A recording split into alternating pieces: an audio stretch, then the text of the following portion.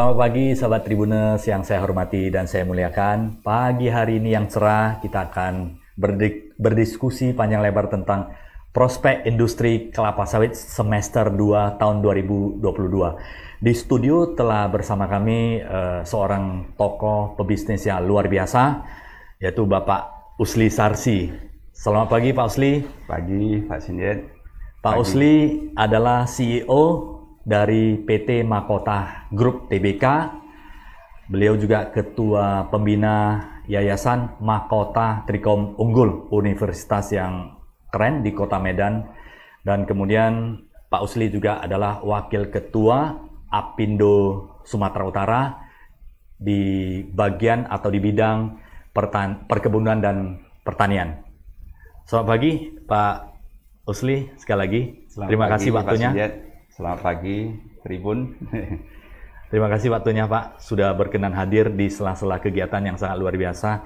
Harus memantau, memonitor, mengembangkan perusahaan Tbk yang sangat besar di Medan, Sumatera Utara ini. Dan masih ada waktu untuk berbagi bersama masyarakat dan sahabat Tribuners, Pak. Ya. Pak, ya, kita bahas sedikit ya tentang prospek industri kelapa sawit di semester 2022 ini seperti apa. Nah, belakangan ini kan kita melihat ada perkembangan untuk industri kelapa sawit ini kan ada sedikit tantangan ya Pak ya, di mana sebelumnya harga sempat meroket tinggi, namun ada masalah di kelangkaan minyak sawit di Indonesia sehingga berdampak terhadap sebuah kebijakan dari pemerintah yaitu pembatasan ekspor. Nah, saat ini ekspor sudah dibuka kembali, namun dari pemerintah juga akan melakukan audit ke seluruh perusahaan sawit di Indonesia ya. Sebagai perusahaan sawit yang sudah Tbk dan berkembang sangat pesat ya semenjak menjadi perusahaan Tbk 2018 ya Pak Usli ya. Yeah. Mahkota itu perkembangannya luar biasa, harga saham juga meroket sangat tinggi. Nah, kira-kira dampaknya terhadap Mahkota Group dan secara keseluruhan industri kelapa sawit seperti apa, Pak Usli? Ya, terima kasih Pak Sindiat. Ya.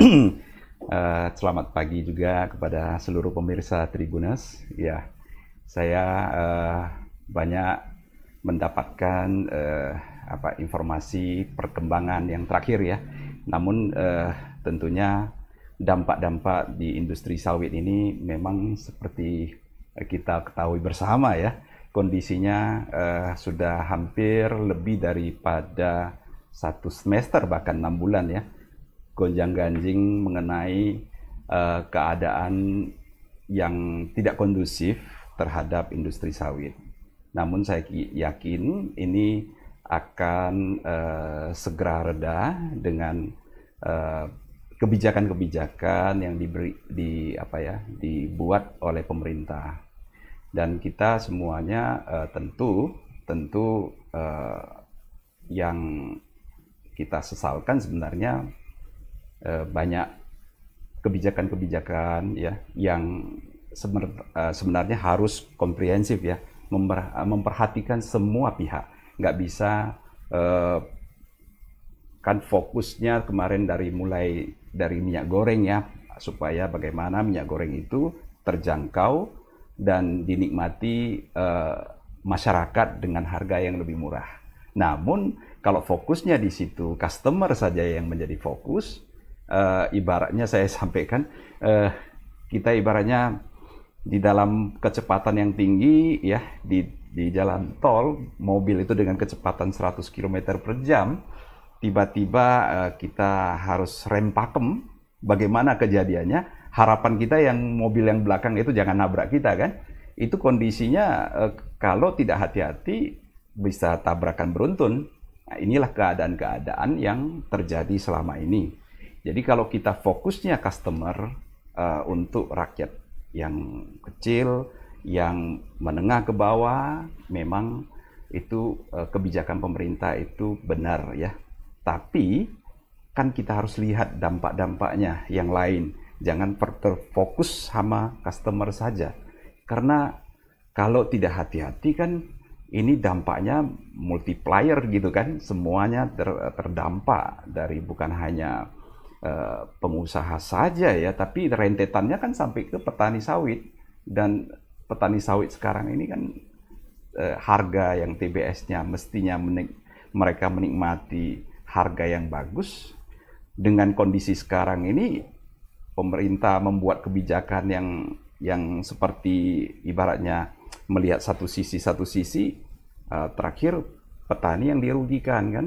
Jadi fokus pemerintah ini kan melihat sekarang ini petani yang menjadi dampaknya kan, menjadi dampak yang banyak orang menyangkut hajat hidup orang banyak ya. Dan ini berdampak sekali. Kemudian pemerintah mengeluarkan satu lagi perlindungan kepada petani. Harga TBS nggak boleh rendah sekali. Harus di atas Rp1.600 per kilogram. Ini kan juga tidak serta-merta mudah diterapkan. Ini kan kita lihat aja sekarang kondisinya malah terus turun kan. Dampak-dampak yang seperti akibat daripada kebijakan-kebijakan yang tidak, kalau boleh katakan itu kok tidak komprehensif. Bukan salah ya. Kalau komprehensif itu kita memandangnya oke, seperti kecepatan yang tadi di jalan tol itu, ya 100 km per jam itu mungkin kita harus turunkan kecepatannya menjadi 80, ya kasih lampu, ibaratnya lampu kuning 2 dulu, ya kan ada masalah kita turunkan. Sehingga yang belakang itu jangan menabrak kita kan, kita harus ada jarak, ada jaga jarak. Dan sekarang ini setelah rem pakem begitu, ekspor di stop total, diumumkan oleh presiden untuk dibukakan kembali, ibaratnya oke, kalian udah boleh jalan, ya mobilnya udah boleh jalan. Tapi yang macet ini kan semua di belakang ini kan nggak bisa langsung sama-sama jalan. Ini kan rentetannya juga harus Proses ya Pak ya? Proses, ada waktu jeda. Seperti kapal ya, ekspor itu di stop. Di luar negeri kan orang mengirim kapal itu kan jadinya mengalihkan ke negara lain. Kapal yang mestinya datang ke Indonesia dialihkan kepada negara lain yang masih seperti Malaysia, yang masih ekspornya diperbolehkan ya. Jadi ini yang kita sayangkan ya, sebenarnya kita sayangkan. Kalau ya artinya kebijakan ini juga di satu sisi memberikan suplai minyak goreng yang melimpah di dalam negeri, juga ada dampak terhadap kelangsungan dari industri kelapa sawit ini ya Pak Usli ya, di mana dampak pertama di petani sawit, karena di industri kan akan menyesuaikan HPP dengan harga pembelian tandan buah segar, sehingga terjadilah equilibrium. Dan saat ini juga pemerintah mengeluarkan kebijakan untuk pelindungan harga TBS. Nah, artinya perusahaan-perusahaan sawit, manufacturing sawit yang tidak bisa efisiensi, itu pasti akan dampaknya luar biasa. Ya, apalagi modal usaha itu mayoritas atau mungkin dari pinjaman perbankan dengan bunga tinggi, pasti itu dampaknya akan sangat tinggi sekali ya. Betul. Ini kedepannya seperti apa, Pak? Kalau misalnya kebijakan ini tetap berlarut, dan harapan Bapak untuk ekspor ini seperti apa? Apakah dibebaskan secara market price lagi? Dan untuk pelindungan terhadap konsumen, apakah ada sebuah kebijakan misalnya alokasi, atau seperti beras Pak, ada badan usaha logistik yang mengatur ini semuanya Pak? Ya, saya mulai dari dampak dulu ya. Dampak tadi untuk customer ya, minyak goreng yang 14.000 ditentukan oleh pemerintah, harus 14.000, nggak boleh di atas itu. Kemudian sekarang ini dampaknya kepada petani. Lanjutannya sebenarnya yang paling dikorbankan, kita di Apindosu juga terus ya menilai hal ini. Dampak pengusaha sawit juga besar sekali. Jadi kita dunia usaha itu kan tidak bisa ibaratnya berhubungan dengan banyak hal ya. Pengusaha itu gak gampang ya. dunia usaha itu juga nggak gampang, environment-nya nggak gampang. Kita nggak bisa disrupsi tiba-tiba begini. Ini hal yang sebenarnya juga dari sisi pengusaha ya, kita bukan membela pengusaha, tapi kita melihat semua kepentingan. Baik dari rakyat kecil, menengah, kemudian petani tentunya yang menyangkut orang banyak, kemudian pengusaha juga. Kalau di disrupsi begini, banyak faktor yang terguncang. Jadi saya kira tidak ada yang diuntungkan dalam hal ini, tidak ada. Semua merugi. Jadi saya di sini ingin sampaikan bahwasanya kalau dampak daripada pengusaha itu, kenapa saya bilang besar, seperti yang Pak Sindir katakan, banyak kewajiban-kewajiban yang harus dipenuhi, seperti dari loan yang harus dicicilan pokoknya yang cukup besar, kemudian harus tenaga kerja yang upahnya besar juga, operasional pabrik juga harus besar, kemudian itu harus dikorbankan karena tidak menguntungkan kan. Jadi siapa yang di dunia usaha itu, siapa yang mau dirugikan? Kalau begitu rugi, tentunya hukum bisnis itu adalah mengurangi kerugian kan. Kalau kerugian itu tidak dikurangi, siap-siaplah nanti akan kredit macet dan yang lain-lainnya.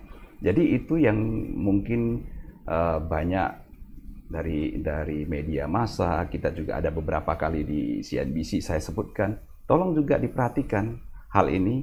Jadi pengusaha juga, kalau saya bilang di luar negeri itu pengusahanya dianggap seperti satu bidang bisnis ini, dianggap pengusaha itu juga sangat dihargai dan dihormati untuk menjadi, kalau di Malaysia diberi gelar datuk ya. Jadi dianggap seperti bagian dari komponen bangsa yang memberikan kontribusi pada negara, pada rakyat, membuka lapangan kerja, membuka value added untuk kontribusi kepada pajak, kontribusi pada negara, mendatangkan devisa, banyak hal. Bahkan ada beberapa negara dianggap itu pengusaha itu bahkan disetarakan dengan seperti kalau dibilang kontribusinya cukup besar itu bahkan dianggap pahlawan ya. Jadi kita harus harus mindset kita itu jangan menganggap pengusaha ini adalah mau cari untung aja sendiri. Lalu yang dikorbankan rakyat. Itu yang mindset itu yang harus dirubah dan itu yang semua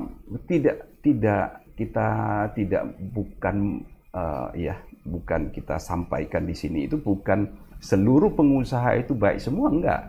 Ada juga pengusaha yang ya katakanlah kurang patuh dalam bayar pajak, banyak juga. Tapi kita harus pilih itu penindakan hukum, penindakan ya dari Dirjen Pajak, itu yang harus ditegakkan. Kepastian hukum itu harus, kepastian hukum Pak Sindir. Yeah. Kepastian hukum dari pemerintah ini harus, supaya yang pengusaha yang bagus, yang baik, yang memberikan kontribusi itu dihargai, dihormati dan diberikan perlindungan. Yeah. Dan pengusaha yang kurang sama kan, di petani juga sama, di customer juga sama, distributor kita bilang, distributor yang nakal banyak gitu. Iya. Sekarang 30.000 pihak distributor dari produsen sampai di masyarakat. Itu bagaimana distributor itu juga banyak pihak kan. Ada juga distributor yang bagus, ada yang distributor yang memang agak nakal. Timbun dulu lah supaya nanti ditimbun di gudang-gudang kecil. Ada yang garasi pun ditimbun. Jadi itu masyarakat lagi perlu juga, kita nggak bisa kontrol. Jadi harapannya adalah solusi kan, sekarang kan ini dampaknya sudah banyak.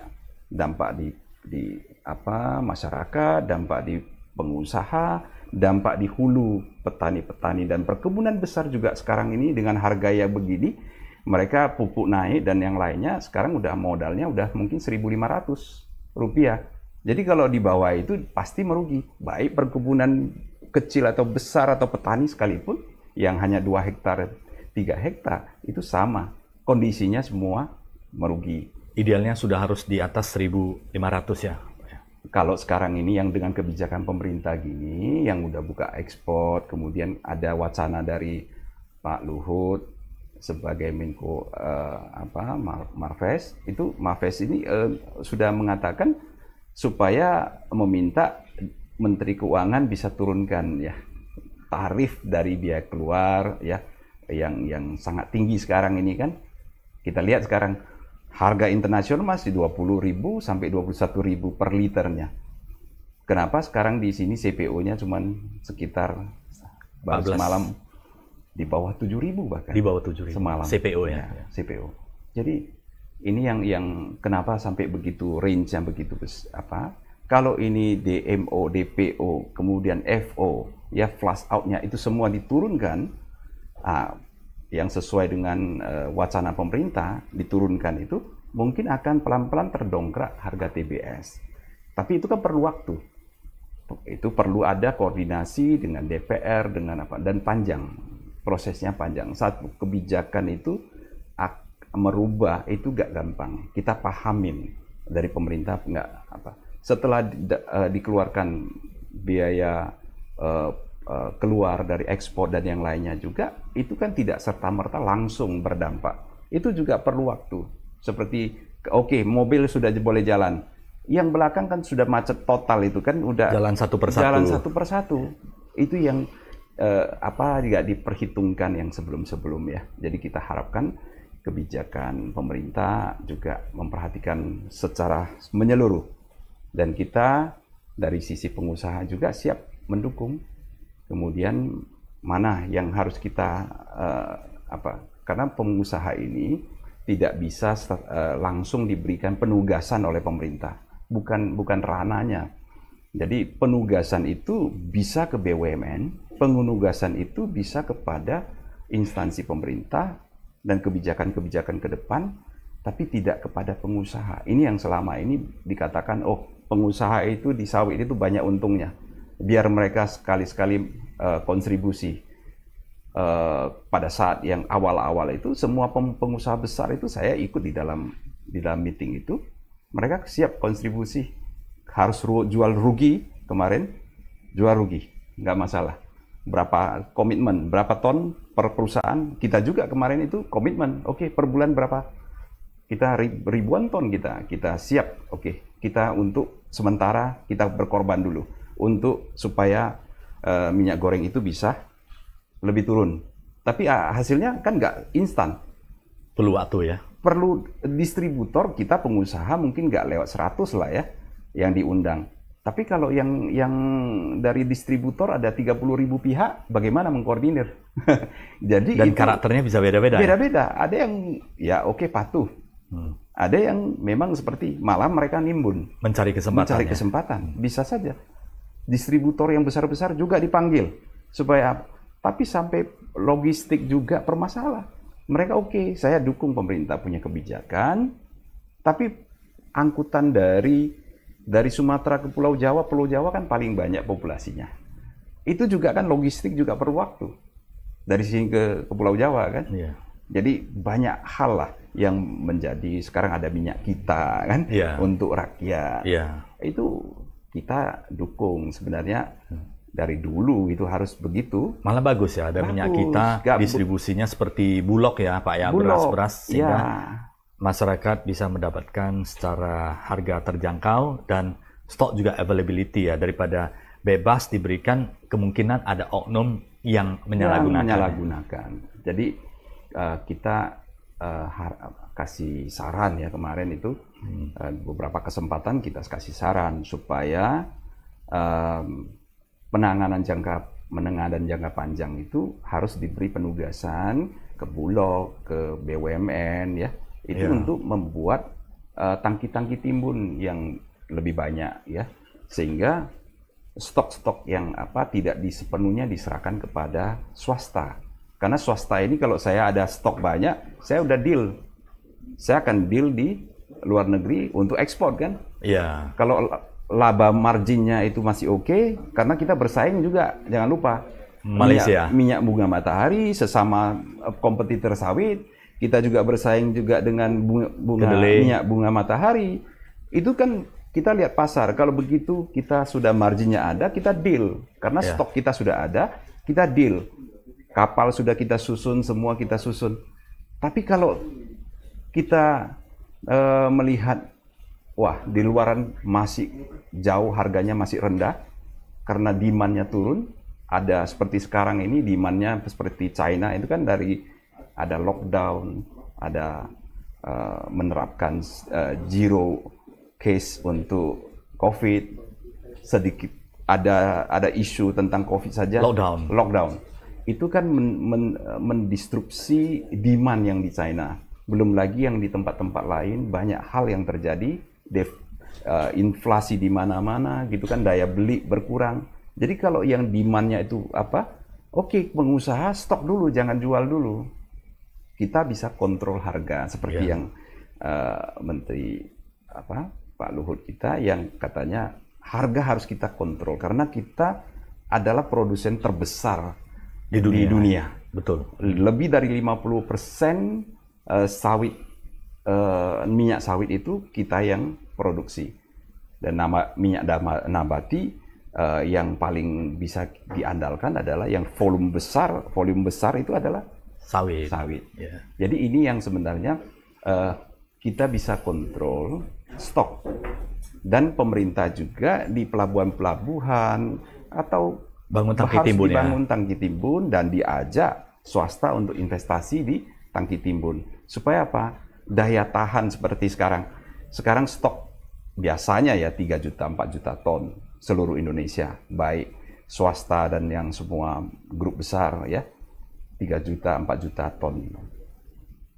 Tapi kalau sekarang ini sudah kapasitas swasta dan yang lainnya seperti sekarang di stop dan tadi stop ekspor kemarin itu dampaknya sampai sekarang itu untuk jalan kembali itu kan mau menerapkan aplikasi yang baru lagi yang sistem digital itu kan juga nggak gampang. Itu perlu waktu. Dan saya dengar ini sekarang datanya sudah 9 juta ton. Sudah 200% di atas ya kenaikan. 3 kali volume standarnya. Ya naik 100% lebih. Jadi 2 kali lipat. 2 kali lipat. 2 kali lipat. Jadi ini kan stok kita, tangki timbun kita katakanlah sekarang itu 12 juta ton lah tangki timbun seluruh Indonesia, baik BUMN, baik pengusaha yang perusahaan-perusahaan besar, itu semua sudah hampir penuh. Dan kalau penuh bagaimana?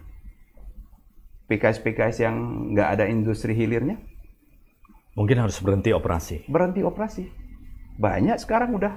Saya dengar yang terakhir ini udah 100 lebih. Yang berhenti operasi. PKS yang berhenti operasi. Karena mereka nggak bisa lagi, daya tampungnya pabrik itu kan hanya paling besar itu 4.000 ton lah. 2.000 ton kali 2 tangki. Ada yang cuma 1.002 tangki itu 2.000 ton aja. Daya tampungnya kurang. Dan mereka hanya usahanya di bidang PKS. Nggak ada industri hilirnya. Jadi, apakah berhenti pabrik itu keingin pengusaha nggak mau rugi? Mereka rugi besar. Biaya jalan terus. Biaya bunga bank, biaya tenaga kerja, semua jalan kan. Biaya belum lagi dihitung stok tangki yang mereka di tangki itu kan asamnya naik terus. Zat asamnya naik terus sampai ada yang 6, 7. Nggak bisa jual karena yang menampung ya dari hasil pabrik kelapa sawit itu kepada industri hilir refinery yang memiliki refinery ini juga membatasin karena stok tangki hasil produksi juga terbatas. Kita memiliki refinery, namun kita beli sama supplier dari PKS kita yang di Riau itu juga terbatas kan. Banyak yang sudah grup-grup besar juga membatasin satu hari cuma dua tangki. 2 tangki berapa ton lah? 40 ton. Produksinya satu hari kalau jalan kapasitas penuh 200 ton. Jadi 200 ton yang diterima sama pabrik refinery itu cuma sekitar berapa? 20%. 80%-nya kemana? Ya stok di tangkinya. Sekarang udah penuh. Otomatis stop beli TBS. Stop TBS. Kebun produksi terus. Produksi terus. Nggak bisa bilang, oh nggak usah panen dulu. Tanaman nggak bisa begitu. Oh, iya. Kalau nggak panen, tanamannya pun bisa rusak. Pohonnya pun bisa rusak. Dan ini kalau ekspor bagaimana Pak di semester kedua ini? Bapak melihat secara globali Pak. Ya sekarang udah pemerintah sudah bergerak cepat untuk bagaimana supaya ini bisa keluar ya. Bagaimana kapal-kapal yang tadinya sudah beralih kepada negara lain bisa dipanggil untuk semua deal-deal dari dunia usaha antara pengusaha sama buyer yang ada di luar negeri ya, importir sawit kita ya di negara India, China, Eropa, itu mereka semua sudah kembali kepada mau kembali beli sama kita ya, minyak nabati kita. Mereka juga perlu sebenarnya, tapi karena terganggu distribusi, mereka kan cari alternatif dalam 3 minggu stop total ini. Supaya kebutuhan dalam negeri mereka terpenuhi, mereka cari yang lain. Alternatif minyak kedelai dan sekarang ini kan Rusia juga sudah membuka ya kan. Iya. Bagaimana minyak nabati yang dari minyak kedelai, minyak bunga matahari itu mereka sudah ya seperti menjamin untuk tidak terganggu, bisa ekspor. Jadi supply-nya juga dari demand juga melemah. Ada beberapa negara sudah diprediksi untuk masuk ke dalam situasi resesi. Iya. Ini juga kan demand terganggu. Kan hukum ekonomi kita Pak Sindiat adalah demand dan supply. Supply terganggu, harga naik. Demand terganggu, turun, harga turun. Ya. Itu saja. Kalau demand-nya besar, supply-nya tetap, harga naik. Kan demand ini kan juga mempengaruhi, supply juga mempengaruhi. Jadi hukum ekonomi ini harus disadarin, tidak bisa seperti kebijakan tiba-tiba. Ini kan dengan kebijakan tiba-tiba yang sangat kita sayangkan kan. Iya. Tapi kalau saya kira ini sebuah hikmah ya. Hikmah yang bisa dipelajari dan kemudian supaya ke depannya bisa lebih baik lagi untuk pengusaha dan tentunya Indonesia juga semakin kuat ya ketahanan pangan khususnya di minyak goreng ini. Nah Pak Osli, kira-kira dari hikmah ini apa yang bisa dipetik atau dipelajari ya? Misalnya contoh, perusahaan itu harus kuat secara sistem manajemen dan keuangan sehingga daya tahan terhadap goncangan ini pasti akan lebih kuat. Yang tidak kuat sudah pasti kolaps, Pak. Nah, banyak yang sudah kolaps. Apakah perusahaan-perusahaan ke depan itu memang ketahanannya harus kuat dari segi finance, kemudian manajemen, dan termasuk harus environment safety, Pak. Bagaimana menurut Bapak? Betul sekali, Pak Sindiat. Ini kan kita lihat gini, kita lihat makro, ya secara ya kita bilang yang lebih luas lagi, ya negara-negara di dunia, ya kan? Bagaimana kondisi makro, kemudian di negara kita, kondisi negara kita bagaimana? Kemudian kondisi di dalam masing-masing pihak kita, bagaimana? Ini kan saling terkait. Ini kan semua bisnis change ini kan sudah nggak bisa kita berdiri sendiri seperti dulu. Kita tanam sendiri, kita olah sendiri, kita jual sendiri, kita nggak bisa begitu. Itu monopoli namanya kan. Ya. Tapi kalau seandainya sekarang ini kan kita supply chain, business change-nya itu kan saling terkait. Sampai sekarang dunia semua menyadarin kita semua saling terkait. Ya. Saya produksi minyak bunga matahari atau gandum, kalian perlu gandum, Indonesia perlu gandum, saya kirim. Saya perlu CPO kalian, saya import. Sudah begini. Saling membutuhkan. Ya, saling membutuhkan. Begitu ada kondisi-kondisi seperti krisis pangan, krisis energi, ditambah lagi karena waktu COVID itu bermasalah, ya. Kemudian perang Ukraina dan Rusia juga terjadi dan berkepanjangan. Ini prediksi negara-negara banyak loh yang akan bangkrut itu. Presiden kemarin sampaikan 40 sudah pasti bangkrut. Yang mudah-mudahan perang bisa cepat selesai, COVID bisa cepat selesai, ini bisa prediksi 60 negara yang akan bangkrut. Itu ukuran negara kan, kita lihat karena saling terkait. Baru kita lihat negara kita lumayan aman karena kok harga komoditi masih bagus, inflasi masih terjaga dari 2,5% menjadi 4,5%, itu masih terjaga. Dibandingkan nama negara lain kita jauh lebih baik lah, kan gitu. Tapi kalau kita skop kita sebagai pengusaha yang rentetannya ya tadi petani dan rakyat kecil yang ya pedagang kaki lima yang memerlukan minyak goreng, yang lainnya ya di bidang kita lah ya saya bilang itu juga kita harus sadarin ketahanan pangan, ketahanan energi, kemudian tadi internal kita sebagai perusahaan mengatur keuangan bagaimana, mengatur bagaimana bisnis kita ini bisa tidak tergantung sekali dengan makro atau ya di luar negeri. Ini juga menjadi PR kita bersama. Jadi kalau kita kan sekarang di Mahkota Group ya, kita juga memikirkan bagaimana ke depan industri sawit kita ini makin kuat.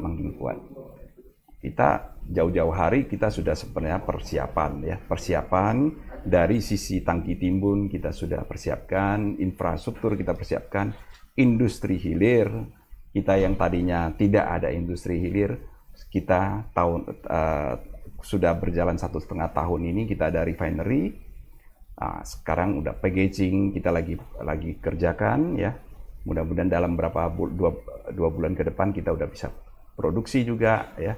Banyak hal kita pikirkan supaya juga satu hal manajemen cash flow penting sekali karena sekarang dengan kondisi sekarang ini tahu ke depan itu sawit akan membaik dan akan diperlukan semua orang.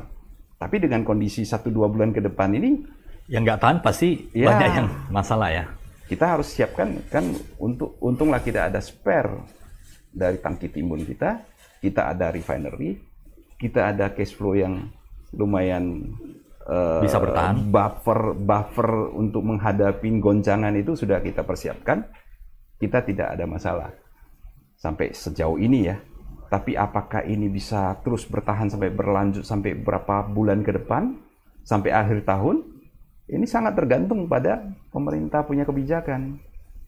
Kalau sampai kita udah menyentuh grup-grup besar sudah ya jangan heran kita udah lihat pabrik kelapa sawit yang cuman berdiri sendiri begitu, nggak ada industri hilir, nggak ada hulunya, nggak ada kebunnya, itu akan dampaknya luar biasa. Itu nanti satu-satu tutup dan kredit macet dari perbankan juga goyang kan. Secara ekonomi makro juga terdampak.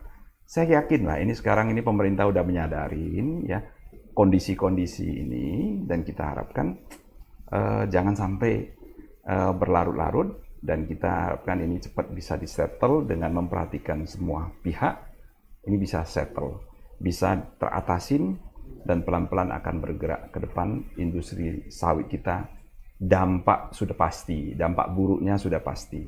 Cuman usahakan jangan sampai dampaknya sampai multiplier effect. Ya. Kita redam supaya sampai ya satu kuartal ke depan sudah mulai membaik dan apa. Dan current export sudah dibuka normal kembali dengan tarif yang bisa membantu ya, Pak ya? Ya, bisa membantu. Nah, ini industri sawit, Pak. Persiapan untuk kemungkinan ekspor yang lebih baik. Misalnya harus memperhatikan dampak lingkungan. Ya. Seberapa jauh dampak lingkungan terhadap kelangsungan hidup perusahaan, Pak? Kalau sekarang itu faktor lingkungan hidup itu sudah bukan ukuran negara lagi, sudah dunia. Dunia ya, karena global climate itu menjadi isu di mana-mana ya. Climate change itu sudah terjadi di mana-mana dan semua ilmuwan sudah sebenarnya udah 20 tahun yang lalu bahkan lebih udah mengingatkan semua pihak. Tapi kan pada saat itu semua orang nggak ada sense of krisis ke depan itu tidak. Begitu terjadi sekarang baru semua kalangan persiapan ya. Itu sebenarnya preventif kita itu harus ada. Dan ini sekarang baru saya dengar dari Jepang katanya nggak pernah ada sejarah Jepang itu dalam 20 atau 30 tahun ini sampai 40 derajat Celcius. Belum pernah terjadi. Ini 30 tahun katanya pernah dikatakan baru kali ini terjadi. Jadi panasnya minta ampun. Sekarang ini Jepang lebih panas dari cuaca di Indonesia. Jadi sebenarnya kondisi-kondisi climate change ini sudah darurat, boleh dibilang.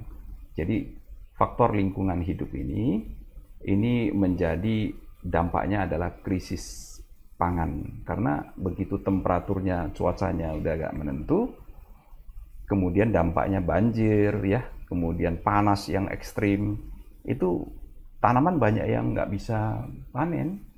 Nah, itulah yang menjadi krisis pangan sekarang ini terjadi. Ditambah lagi yang hal-hal yang geopolitik dan lain-lain ya. Kemudian krisis energi. Kenapa krisis energi? Sekarang ini kan banyak hal juga sama. Kalau kita tarik benang merah ke lingkungan hidup, semua pihak sekarang ini juga mewacanakan zero emisi. Kita Indonesia sudah menerapkan juga 2060. Singapura ya lebih cepat 2040. Banyak negara yang sudah ada yang 2050 ya. Zero emisi. Artinya apa? Bahan bakar fosil akan ditinggalkan semua. Sampai 100%. Sampai 100%. Zero emisi ya 100%. Batu bara itu juga akan pelan-pelan akan ditinggalkan. Sekarang belum bisa kan? Sekarang pengganti dari gas seperti di negara-negara Eropa sekarang beralih kembali ke batu bara karena nggak ada solusi. Gas yang dari Rusia di stop ya. Di stop. Ini kan kondisinya krisis pangan, krisis energi. Dua hal ini sudah cukup bagi kita. Belum lagi krisis ekonomi, krisis keuangan itu akan berdampak ke depan. Jadi kita apa di kita ini bagaimana kan gitu. Yang paling penting kan kita protect itu kan bagaimana dunia bisnis di Indonesia terjaga, environment-nya terjaga, dan bukan kita di bidang sawit kita cerita ke depan itu solusinya sawit ya, bukan ya. Tapi saya jujur katakan solusi yang terbaik itu memang bisnis yang sektor yang terbaik itu tidak terlepas dari sawit. Karena jangkanya bisa sangat panjang sekali ya. Kita sustainable. Kita energi produksi CPO itu kan sustainable energy itu. Diperbarui secara terus-menerus karena ya, tanaman itu udah muncul dari tanaman. Produktif. Ya. Sekarang ini aja beberapa tahun yang lalu sekarang udah Eropa stop, udah agak kampanye hitam lagi karena mereka perlu sawit. Tapi beberapa tahun yang lalu ini Pak Sinit itu kampanye hitam itu mereka untuk proteksi minyak nabati mereka kan. Makanya Black Campaign. Tapi kalau sebenarnya kita produk kita itu adalah produk hijau di kategori tanaman sawit itu juga memberikan oksigen. Daripada daun-daunnya itu juga oksigen. Jenis tanaman hutan itu kalau di negara Malaysia di kategori tanaman hutan. Jadi setuju kita bahwasanya itu lahan gambut jangan sampai ditanamin sawit karena sulit mengatur ketinggian level air sehingga bisa terbakar dengan mudah, nggak ada gas metannya. Itu boleh kita manage, kita perbaiki. Tapi kan banyak lahan-lahan yang bisa kita ini kita mengajak semua pihak. Beberapa kesempatan saya mengajak di sini juga di Tribunnews juga saya mengajak bahwasanya sawit ini adalah masa depan kita dan inilah sebenarnya bisnis yang sangat baik. Dari sisi apa? 3 sektor sekaligus dimasukin. Sektor besarnya adalah satu sektor energi, itu bisa digunakan untuk biodiesel juga bisa. Sektor pangan, minyak goreng dan yang lainnya, pangan. Kemudian consumer good, sabun, kosmetik sempo, dan sebagainya. Kosmetik semua, ratusan produk. Dan ini adalah big consumption ya, Pak Usli ya. Ya. Karena dan ini adalah 3 volume yang sangat besar sekali. Besar sekali. Dan itu diperlukan bukan hanya kita di Indonesia, diperlukan di seluruh dunia. Makanya saya mendorong dari Departemen pertanian, juga Departemen Perkebunan. Ini kan semua kita harus bekerja sama ya, untuk bagaimana sekarang ini saya bilang potensinya kita ini kan sekarang saja sudah memberikan kontribusi 30 miliar dolar kepada negara ya. Itu angka yang 500 triliun loh.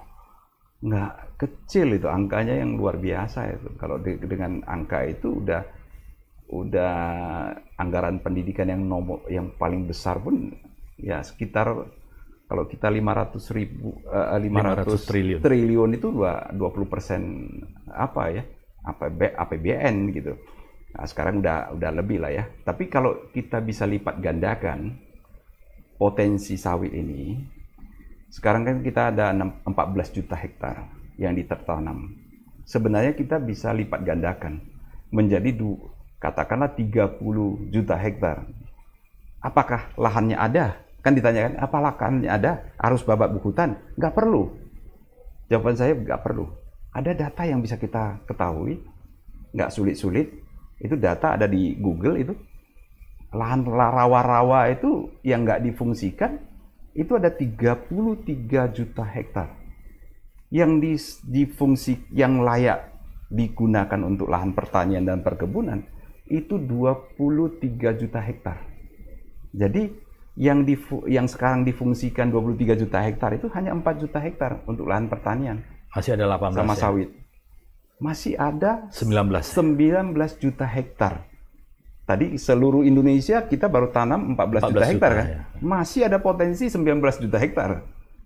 Itu kenapa kita nggak kelola? Dan rawa-rawa ini bisa Pak, cocok untuk sawit ya? Cocok sekali. Kita ada punya kebun di Sumatera Selatan itu, bukan di Mahkota Group ya, di grup satu lagi itu sudah dibuktikan lahan rawa-rawa itu bisa ditanami. Memang investasinya besar. Kita harus bendung menjadi, kan daerah pasang surut itu kan kalau dia sungai naik, pasang itu hilang. Banjir. Tanaman-tanaman ya liar aja, nipa atau apa yang bisa difungsikan. Tapi kalau nggak dibendung itu waste, nggak ada yang dihasilkan dari sana. Tapi kalau kita bendung ya, buat jalan, kemudian tali airnya dibuat bagus, nggak ada humus memang di sana, sedikit humus. Tapi kan kita bisa pabrik-pabrik kelapa sawit itu kan kita ratusan ton kita kirim per bulannya kita untuk kompos untuk kebun kita. Itu bisa dikelola dari empty bunch menjadi kompos, dan kompos itu digunakan ke pupuk, menjadi pupuk kompos. Yang sekarang ini pupuk kompos ini kita bisa hasilkan sendiri, tapi kita beli pupuk kimia dari Rusia kan? Kanada, Rusia. Sekarang ini kan pupuknya mahal karena ada perang di sana kan? Jadi kita semua itu kan kenapa dari Rp700 per kilo TBS cost-nya sekarang loncat menjadi 1.500. Karena import pupuk ini. Pupuk. Okay. Kalau import pupuk terus, ya, sedangkan kita pupuk kompos kita bisa produksi sendiri, kenapa kita harus import? Jadi itu potensi daripada sawit kita ini luar biasa, dan kita bisa lipat gandakan. Mungkin satu masa bukan 30 miliar dolar, 60 miliar dolar lipat menjadi berapa? 1.000 triliun. Itu luar biasa angkanya. Kesejahteraan, buka lapangan kerja, itu dampak multiplier efeknya besar sekali ya. Besar sekali. Tinggal bagaimana alokasi untuk konsumsi dalam negeri dijaga aja Pak ya. Ya. Dengan seperti ada pengawasan ketat dari BUMN dan urusan logistik untuk negara ya Pak ya. Betul. Dan ini negara juga harus ikut membuat infrastrukturnya. Dan ketahanan stok kita, yang daya tampung stok kita itu jangan hanya 9 juta ton, dan pemerintah cuma sedikit saja, berapa persen, yang lainnya swasta. Yang tadi kita jangan penugasan itu jangan ke swasta. Kita pemerintah juga turun tangan untuk membuat tangki timbun yang banyak, karena hasil produksi kita bisa kita atur kan. Nah, harga baru bisa kita kontrol. Kalau support untuk pemerintah, pasti pengusaha akan support secara apa ya, kuotanya ya, kuota untuk minyak ya.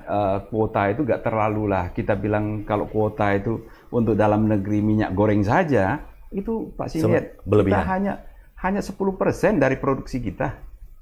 Kita 50 juta ton per tahun. Yang diperlukan di minyak goreng cuma 5 juta ton, 10%.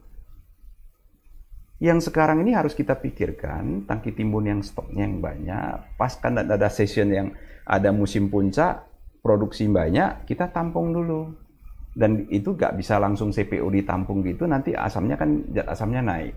Harus diolah dulu, ya daya tampungnya bisa ke RBDPO, yang zat asamnya sudah dikeluarkan, jadi zat asamnya nggak naik terus.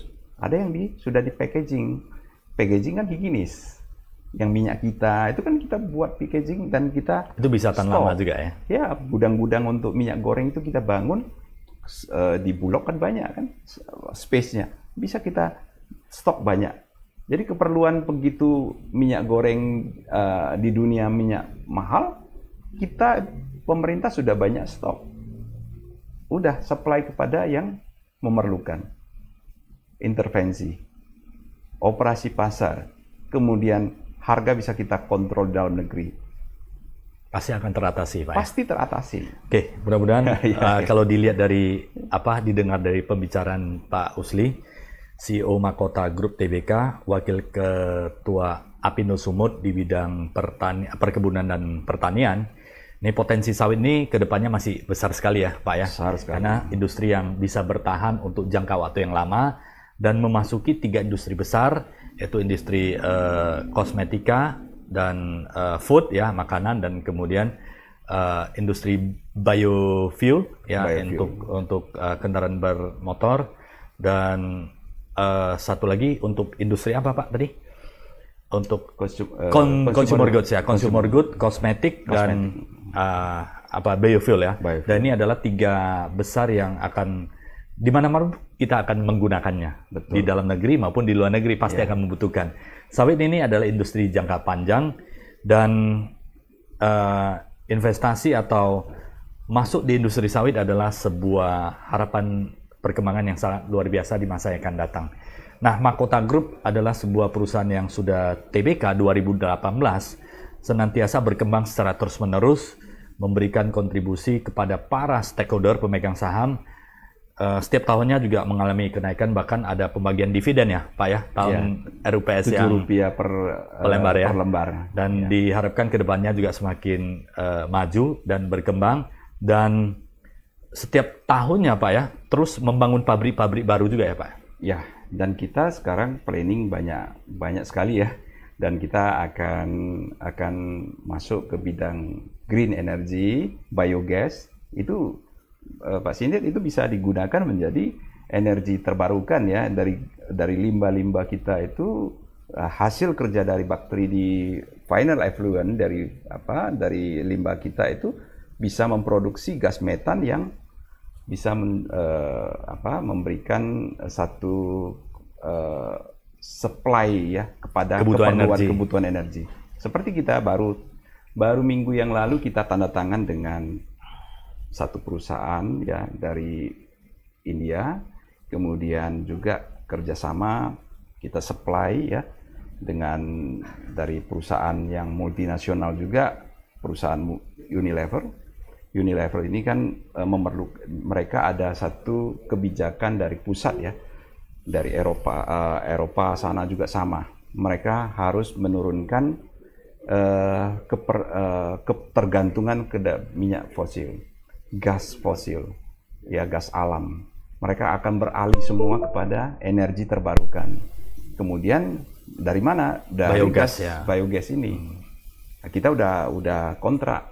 Nanti perusahaan kita akan mensuplai kepada pihak Unilever yang berdekatan. Kita juga akan supply ke sana, dan mereka sudah sesuai dengan visi mereka mengganti yang fosil itu menjadi yang energi terbarukan. Karena ini gas emisi kalau kita turunkan juga satu sisi kita bisa mendapatkan satu green emisi yang kita bisa mendapatkan satu angka yang lumayan ya. Itu karena penurunan gas emisi kita juga bisa mendapatkan dari menjual ya daripada sertifikat yang kita miliki karena kita menurunkan gas emisi. Jadi itu potensi-potensi yang kita kembangkan, kemudian industri hilirnya banyak sekali yang manfaatnya bisa digunakan menjadi hal-hal yang berguna ya, seperti bahan bakar biomass, cangkang kita bisa digunakan. Banyak sekali yang digunakan. Cangkang sekarang juga menjadi green energy ya. Kalau pembakaran batu bara juga polusinya lebih tinggi. Cangkang lebih clean environment-nya. Sehingga sawit itu sebuah industri yang semua bisa dipakai, digunakan semaksimal mungkin. Bahkan batangnya juga bisa digunakan. Jadi kayu, daunnya, batangnya, batang sawit kalau di replanting apa juga bisa dimanfaatkan. Sekarang di Eropa juga sekarang ini kan kekurangan, semua kekurangan yang bahan bakar yang ramah lingkungan. Mereka mengerti bahwasanya dunia dalam bahaya kalau kita menggunakan energi fosil terus. Mereka tukar menjadi energi terbarukan. Kemudian yang paling memungkinkan, yang sustainable juga yaitu menggunakan charcoal, pakai bahan bakar daripada tanaman. Mereka gunakan dari bambu, dari macam-macam kan. Tapi kalau yang masif, yang volume besar, ya sawit kita. Batang sawit juga ya? Semua. Mereka bisa dijadikan charcoal kan. Dari cangkang juga bisa. Itu dipres menjadi press pellet gitu, dijadikan arang gitu, dikirim. Dan itu green ya Pak ya? Green. Dan mereka kalau kelapa biasa ya, itu kan sedikit volumenya. Sekarang itu kelapa yang dari hasil kelapa itu diekspor besar-besaran. Sekarang di Eropa perlu sekali, harganya tinggi sekali. Jadi kita industri sawit kita ini masa depan kita. Saya sering sebut itu masa depan kita. Masa depan kita. Jangan sampai kita malah pemerintah itu kita terus mendengungkan. Jangan anggap ini sawit kita ini ya terpengaruh ya dengan LSM yang dari luar negeri, katakan kita nggak ramah lingkungan dan yang malah ikut-ikutan. Salah. Yang kita perlu adalah memanage, memetakan hutan lindung jangan sampai tersentuh, yang gambut juga jaga bagaimana di manage dengan baik. Terbukti dengan berapa tahun kita nggak ada kebakaran hutan lagi kan, karena ada di manage supaya lahan-lahan gambut ini jangan sampai kering. Kering itu jadi pemicu kebakaran gitu kan. Jadi lahan rawa-rawa yang tadinya nggak difungsikan itu bisa jadikan bukan hanya nanam sawit kan, pertanian juga padi. Jadi ketahanan pangan kita itu betul-betul kuat gitu. Kita bisa mandiri. Pak Sindet, ini ketahanan pangan kita dari 113 negara. Kita urutannya di 69. Bayangkan, kita yang berlimpah begini, ketahanan pangan kita lemah sekali. Masih bisa ditingkatkan ya Pak? Harus. Jadi ketahanan pangan, ketahanan energi, baru-baru ini sudah pas. Pak Lut Binsar Panjaitan, Menteri kita, sudah mengatakan, kita kalau lebih gampang, kita jadikan biodiesel kan, B40. Naikkan lagi ya? Naikkan lagi. B100 itu kan sudah pernah diuji coba. Dan sudah berhasil. Luar biasa. Jadi nggak ada istilah, kelebihan.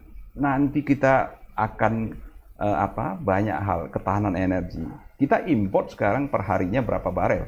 Lebih baik pakai 800.000 barel loh kita import bahan bakar dari luar.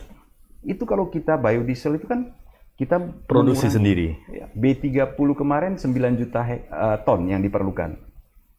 Kalau kita B40, B50, bahkan B100, kita ketergantungan import itu kan pelan-pelan kita kurangi. Dan mandiri ya? Kita bisa mandiri.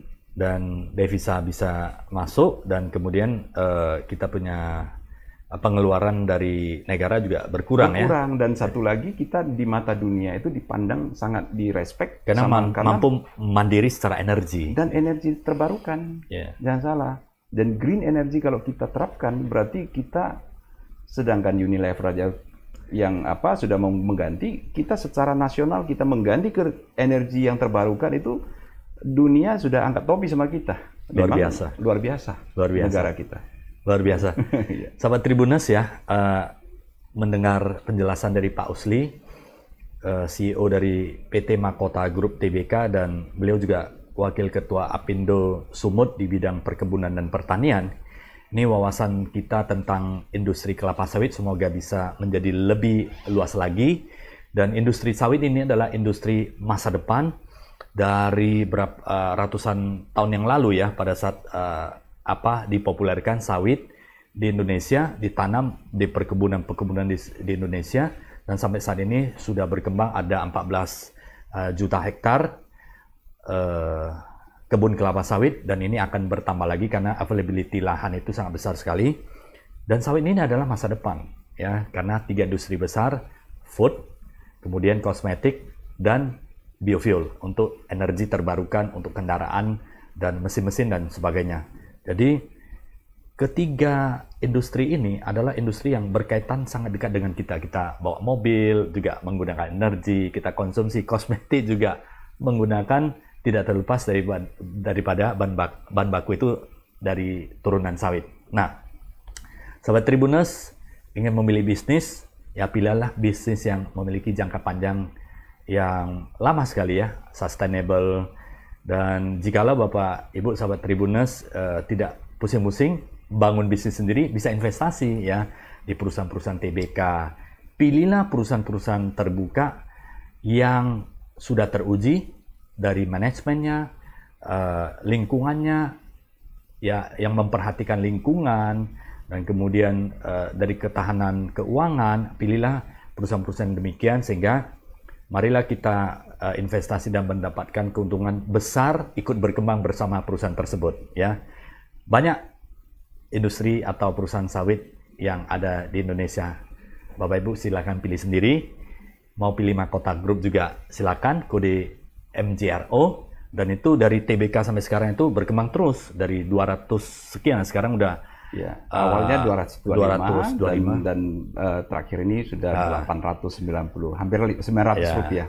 Dan saat ini untuk membeli saham itu tidak seribet sebelumnya, sekarang bisa pakai online. Bahkan dengan nilai investasi kita punya uang 50.000, 100.000, 100.000 udah bisa dapat satu lot itu ya, satu lot kita ikut berkembang bersama. Dari perusahaan itu maju, kita juga mendapatkan keuntungan dari sana. Jadi kalau di perusahaan TBK adalah salah satu pemerataan ekonomi yang paling cepat untuk di dunia bahkan ya. Di Malaysia sudah banyak yang investor di Singapura juga. Nah, di Indonesia marilah kita giat untuk investasi sehingga masa depan kita juga akan semakin baik ya. Percayakan nilai uang kita kepada perusahaan-perusahaan yang sudah teruji ya. Percayakan. Pilihlah perusahaan yang baik, yang memberikan kontribusi yang baik, dan good corporate governance, artinya mereka yang menjalankan bisnis secara beretika dan benar-benar menjalankannya dengan penuh tanggung jawab dan penuh berpikiran wawasan ke depan ya. Seperti Makota Group tadi nanti akan masuk, refinery sudah masuk, ini akan masuk ke biogas lagi ya, biogas lagi, dan ekspor juga semakin lama volumenya juga semakin meningkat. Baik sahabat Tribuners, mungkin ada kesimpulan atau sedikit catatan untuk sahabat Tribuners, Pak? Ya, sebagai penutup tentunya seperti tadi yang saya jabarkan, kita minta supaya bagaimana kita melihat industri sawit ini ya, terutama adalah masa depan kita, dan bagaimana kesejahteraan kita di bidang ini bisa kita maksimalkan untuk kesejahteraan banyak pihak. Dan kita Makota Group mengajak sebenarnya adalah para Tribuners ya, investor yang berminat silakan gabung dengan kita. Saham kita bisa dibeli di pasar saham, dan supaya ke depan juga kita bisa sama-sama menikmati kesejahteraan di bidang ini. Saya kira saya optimis sekali ya. Grup kita juga semua dari direksi komisaris kita juga sangat optimis terhadap bisnis ini, dan kita karena dari hulu sampai ke hilir kita akan masuk di bidang perkebunan, di dalam industri PKS, refinery, dan yang lainnya, sampai dengan terakhir bisa saya dapatkan satu informasi sampai mengandung pengganti litium. Baterai litium itu juga ada di empty bunch ya, jadi ada banyak hal yang hal yang belum tergali dan kita bisa investasi nanti di sana. Saya kira saya hanya bisa mengatakan di forum ini kepada Tribuners tentang prospek yang baik dan silakan bergabung. Bisa juga perusahaan lain, kita nggak sampaikan harus Mahkota Group ya. Silakan pilih yang perusahaan-perusahaan sawit yang sudah TBK juga. Supaya kita bisa ikut di dalam menikmati kesejahteraan kita bersama. Saya kira itu yang Pak Sindir kesempatan. Ya, baik, terima kasih Pak Osli. Sahabat Tribuners, tetap optimis dan kita yakin, kita percaya industri sawit masih sangat cerah untuk kedepannya.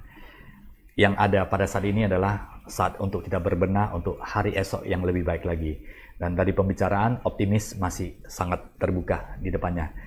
Terima kasih Pak Osli yang sudah sharing kepada sahabat Tribuners. Ya, sehat selalu, maju terus untuk Mahkota Group TBK dan tentunya untuk Pak Osli bersama seluruh jajaran direksi terus maju inovasi, memberikan kontribusi yang besar bagi industri sawit dan devisa Indonesia. Terima kasih sahabat Tribuners, salam sehat dan sukses selalu untuk kita semuanya. Sampai jumpa inspirasi bisnis di episode selanjutnya yang selalu menarik untuk Anda. Terima kasih. Terima kasih semua.